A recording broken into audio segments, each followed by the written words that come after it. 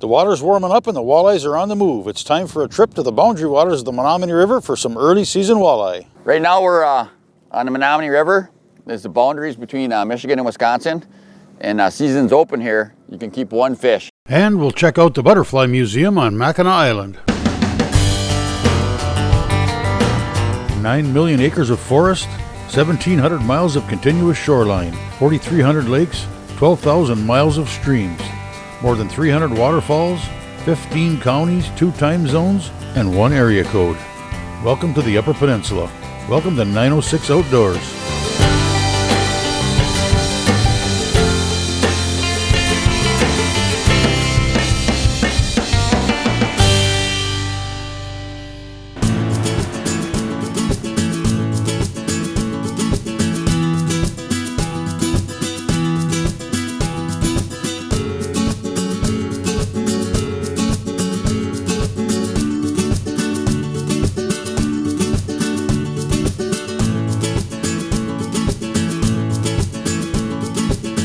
Took a trip to the southern end of the UP and hopped in a boat with fishing guide Brian Claremont and sports writer for the Eagle Herald, Jody Korch, for a day of early spring boundary waters walleyes.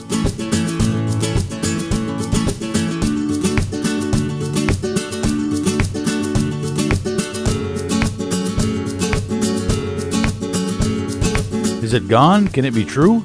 Can winter really be over for the year? Well, that's yet to be seen, I guess. All I know is it felt really good to be once again bobbing up and down on open water. Yes, it's that time of year. For those over-anxious die-hard fishermen, it's the ultimate cure for shack fever. It's the feeling of a breeze with a little bit of warm in it. It's the familiar smell of minnows on your hands. But most of all, it's the feeling of a walleye on the end of your line. Right now we're on the Menominee River. There's the boundaries between Michigan and Wisconsin. And season's open here. You can keep one fish, and they do that for trophy purposes. Here we go. It don't feel real big. But you got a chance of getting a, 10, 11, 12, 13, 14, 15 pounder maybe. This is an eater.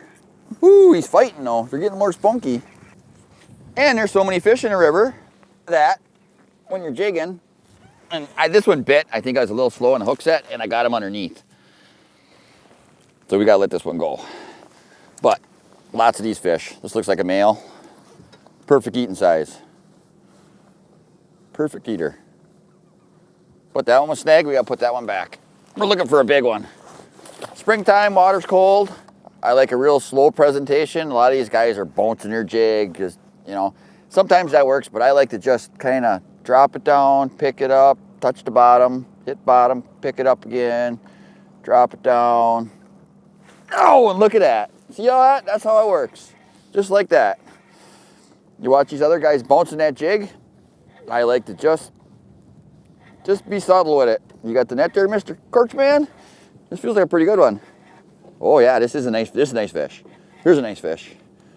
Oh yeah, he's fighting. Oh yeah, look at that. There we go. There's a nice fish. Scoop him up, Joe. Good job. Stinger hook too. See that? Stinger hook. Stinger hook, stinger hooked. That's accurate. No, it's a male, another male. It's a nice sized male. That's a good eating fish. It seems like the male's got a little bit more meat on them than the females. And we like to let all those females go anyway because we want them to reproduce and make us some more walleyes. And you can see it's milking already. The side you can see the milk coming out. So they're getting ready. This one will be one for the live loader to eat him tonight. This one's gonna be released into grease. 906 Outdoors is brought to you by Cooking Wild Seasonings. Make it fresh, make it yours.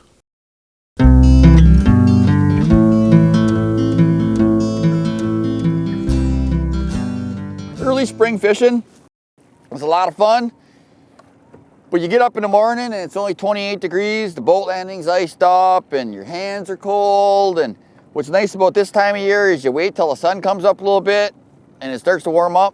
And as soon as the water starts to warm up, the bite's on. We got a lot of current this spring, so I got a pretty heavy jig, actually a 3/4 ounce stand-up jig. And I cut a twister tail off. I got my own little special way I like to put them on there. It seems to work pretty good. And this is just a regular fathead minnow. I was trying to get some shiners today, but it didn't work out. I hook them right through the lips. And then I take a little piece of twister tail and put it on after the fact, and I call that a minnow keep. And I actually started doing that when I had my young son, because every time he'd jerk, he'd pull a minnow off. Well, I found out that it helps with the grown-ups too. And then I tie my own stingers, and I come around the back like that. Keep them on. But in the spring, I'll give an example. Mr. Korch is with us today. A couple years ago, we were out. We caught 28 fish in one outing in about 4 hours. 27 of them came on a stinger hook. Right, Jode? Yep. So it'd have been a 1 fish day or a 28 fish day. That's how important that stinger is when that water's cold. And after the spawn and they're done spawning and the bite's really good, then you don't need that stinger hook. But them fish are coming in to spawn, so they're not really interested in eating a whole lot. So the ones you catch, you're kind of lucky. All right, About time. Mr. Korch. Pretty good. Good one, big one, 10 Yeah, he's pounder. a good one. 3 pounder. Okay. Hey. Stinger hook. 2 Show that pounder. stinger hook, Jode. Stinger hook in the mouth. Hit the stinger hook, not the jig. All right. I'm back in the drink. Grow up. See you next year. What I'm running here is a real small Mitchell, 4 to 6 pound line, but I run 10 pound Power Pro on it, or Cortland.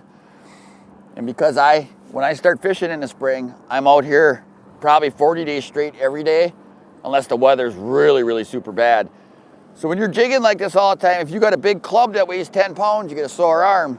With this light rig, I can jig and jig and jig and jig and jig and jig and jig. It's a lot easier on the arm and the wrist.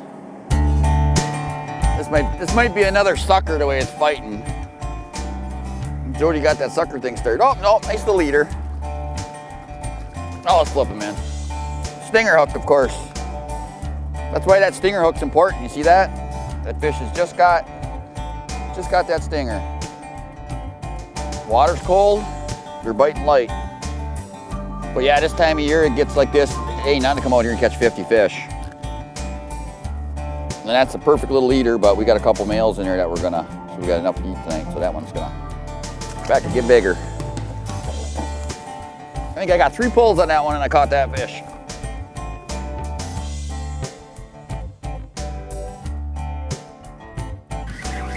You got one, Jordan? Yep, Oh. I sure do. I gotta get on the net here. No small fish either. Thanks, man. Hey, all right. All right, Mr. Korch. Look at that, he's swallowed it right down too too. big, but... Hey, he fell right off. All right, it's about time. Everybody's catching fish except me, till now.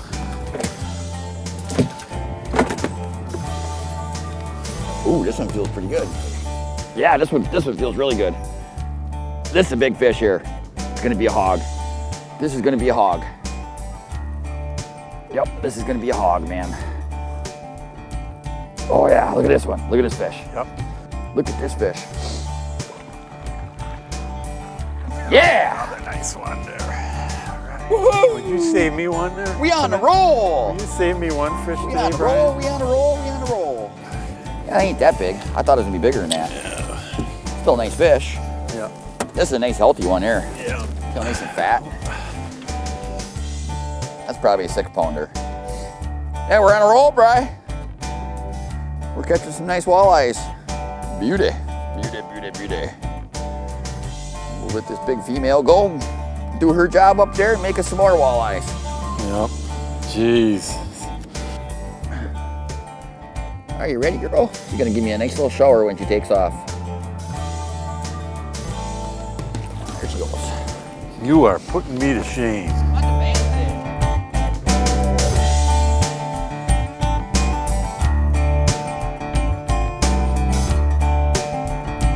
That's a stinger hook fish right there. It's a light biter. This one feels pretty good too, Jode. I don't think it's as big as the last one, but I'm not sure which day. got some good head shake to it.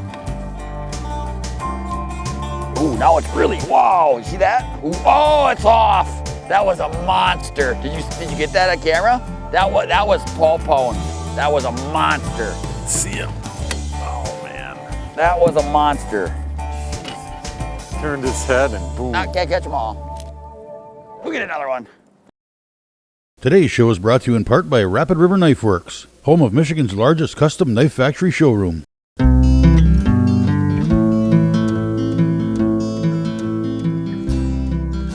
The icebreaker came through the Bay of Green Bay, and even though it's still frozen over all the way across the bay, other than that one channel, these huge ice shelves washed up in Menominee right near the Lighthouse Pier and the road leading to the pier, and the road's closed because there's ice shelves like 25 feet high, just a mountain of ice, like a glacier rolled up onto the shore, onto the road. And it's, you know, old timers have never even seen this.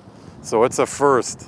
So it's been like the big spectacle all week in Menominee, is to run and look at the ice shelves.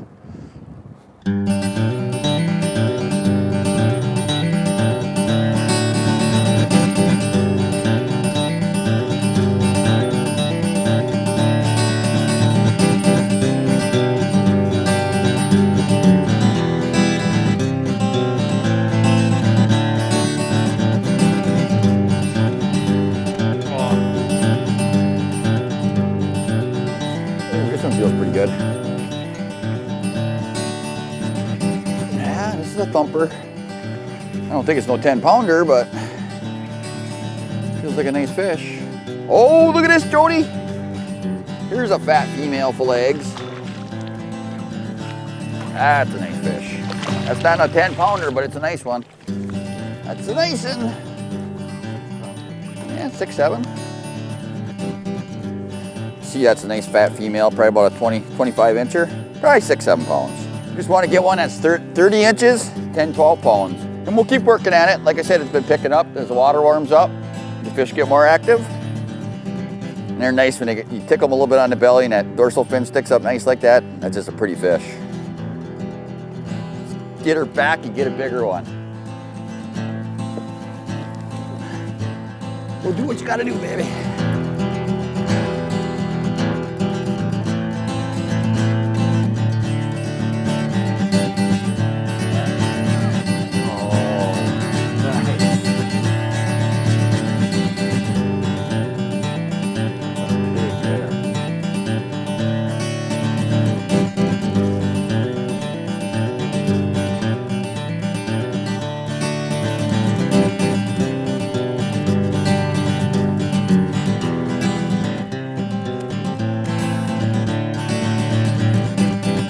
Ooh, this one feels pretty good too. All right, suppose I better get this one feels better than the last one, and the last one was big, but I don't think it is. I think it's a mediocre one here.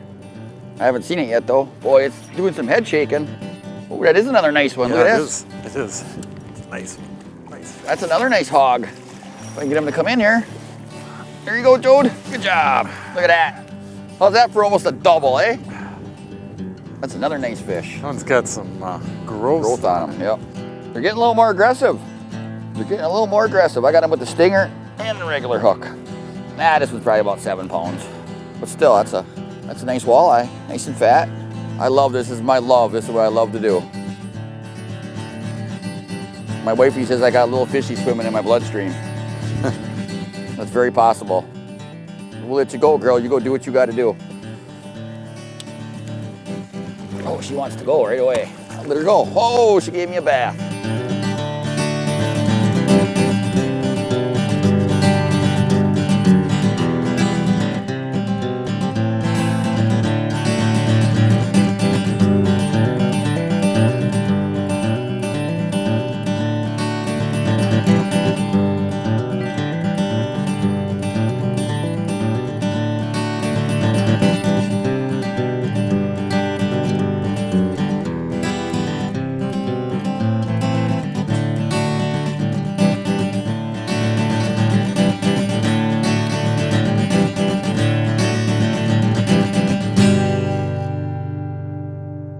Well, with this spring fishery, you know, you get a few warm days and you get the stuff to melt up top there, and you get some flow coming, and water temperature climbs slow, and what you got is you got all the walleyes come in the river and they spawn, and their spawning temperatures between 42 and 44 degrees. So what's happening now is you're getting different pods of fish coming in, getting ready to spawn. Some will stage in different parts of the river, some will stage off the mouth there, and they just kind of move up. And right now we're at 37.9 degrees for surface temp. And look at that. And the fish are coming in because we're catching them. I think this is like our 9th or 10th one here in the last couple hours. This one don't feel real big, but it's still a nice fish. Any fish in my book's a nice fish anyway. Oh, it is. Oh, look at this. Look at this. Look at this. Look at this. Scoop them up, Joe. Good job. There's a 10-pounder. I didn't think it was that big. Look at that hog. How about that net job, man? I was like fully extended. Oh, look at that. He's got the whole jig in his mouth too. Yep. I actually got him with the regular hook. That's a hog. That's a 10-pounder. That's a 10. Easy, girl. You're going to go back in a drink, and we're going to take some pictures of you and put you back. This is why we're out here. Hey, all right. I'm going to tickle her belly and see if I can get her fins to stand up. Come on, baby. Usually if you tickle them, she don't want to. She looks like she swallowed a football. Let's try again here. And if it ain't 10, it's probably 9. All right, we're good. But that's a nice fish, and that's what we're out here looking for. This is the time to do it. And this girl's going up to spawn to make some more walleyes for us. And she's a beaut. We'll let this one go. I love you, baby. You're going back to get bigger. You deserve it. And she's gone. Score! Yeah, you're a little fired up. First big one of the year. The bite is on, man. 906 Outdoors is brought to you by Race Driven, your source for premier power sports products.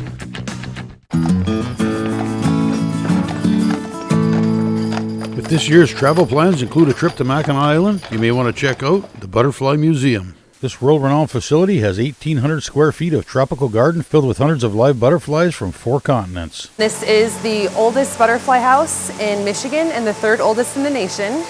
So we're pretty historic. And it was founded in 1991 by a local islander named Doug Beardsley. And he passed away in '98, so a series of his friends have taken over. And they've built off his dream of creating an educational pollinator awareness place. So we have kind of transitioned into having more exotic butterflies versus when he owned it, it was native. The blue morpho is the fan favorite. They are native to Central and South America, and we get them from one supplier in Costa Rica. We are very picky about who we do business with. So the farmers that we buy pupa from are nonprofit. So all the money they make off of pupa sales to us goes directly into rainforest rehabilitation. Your admission goes to a good cause. We're helping the rainforest rebound and the butterfly populations increase. The butterfly farm in Costa Rica bought old farmland, and they actually rediscovered a butterfly they thought was extinct because the host plant was growing wild for the first time since that rainforest was cut down to create a farm. So it's great work, and we're very excited about everything. When people come in, we always cater to like 4th grade education level. So we give everybody a butterfly identification chart so they can help pick out the different species. We have a huge incubator on display. There's over 700 chrysalises pinned up, and we get weekly shipments of 350. So that keeps us at a steady 800 butterflies in the garden all the time. So this is our butterfly incubator. We get all our butterflies shipped to us as chrysalises. That's the stage in between the caterpillar and the butterfly. So you'll see when our butterflies first come out, they will be sort of somewhat wrinkly and wet. That's just so they can fit inside the chrysalis. Then they will hang here for approximately 4 hours. They pump their wings full of a fluid called hemolymph. It's what insects have instead of blood to move nutrients around the body. That will get their wings nice and straight. Then they just need to wait for those wings to dry. They'll harden straight permanently, at which point they can fly. Once they're in the bottom of the incubator and able to fly, we know they're safe to be moved out to the garden. The chrysalis is actually just a molt. So it's actually the exoskeleton of the insect that's revealed right underneath the caterpillar when it molts for the last time into the chrysalis. They'll actually spin that silken cocoon around themselves, then pupate inside. We've also expanded quite a bit and created an insect world. We have live displays of scorpions, tarantulas, bearded dragons. We have a turtle pond, an observation beehive, and cockroach colonies. So this is Falcor. He's our bearded dragon. And he has been a family member of Insect World for about 5 years now. So we have animals that we can take out and handle to enhance the learning experience of the people who come through the butterfly house. People of all ages are learning, kids, adults, everybody. Falkor is native to Australia. He is a bearded dragon, and he loves getting his beard rubbed. And you can see he tilts his head up just like a dog. He's like, oh yeah, that's great. And his coloration tells us quite a bit about him. So right now he's nice and yellow, which indicates he's happy, healthy, warm, well-fed. Whereas when he gets a little bit chilly, he turns almost brown in color. And when we take him out, when he's brown, he'll push his belly against our hands and he'll start absorbing our body heat, and he'll turn bright yellow in no time. And when he gets nervous, this beard puffs up, and he can also push out the sides of his belly here. So he triples in size. And when that happens, all of his spikes will stand on end, and he'll actually be pretty sharp. So in the wild, if something were to chomp down on him, it would not be pleasant. They'd spit him out, and Falkor has another day to live. So this is a giant cave cockroach, and they're native to Central and South America. And they're not the creepy ones you find in houses. These guys are decomposers. So they feed on the fallen leaves and trees on the rainforest floor, and they help create more topsoil so that plants can grow and thrive, which is fabulous. Only about 10% of cockroach species are considered pests. The others are beneficial. And this is actually the largest species of cockroach in the world. And they have 2 pairs of wings. They have the outer protective layer, and then the flight wings are underneath. And they can't just take off and fly like a butterfly can do, but they can kind of skip. So if he were to jump off your arm, he would be able to skip down and glide to the ground so he doesn't land with a splat, you know. So you can see the tail of the scorpion sticking out.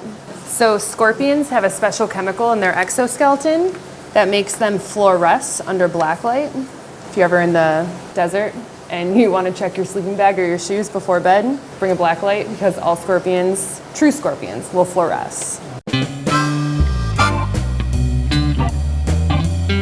Thanks for watching, and we invite you to join us next week for another adventure right here on 906 Outdoors.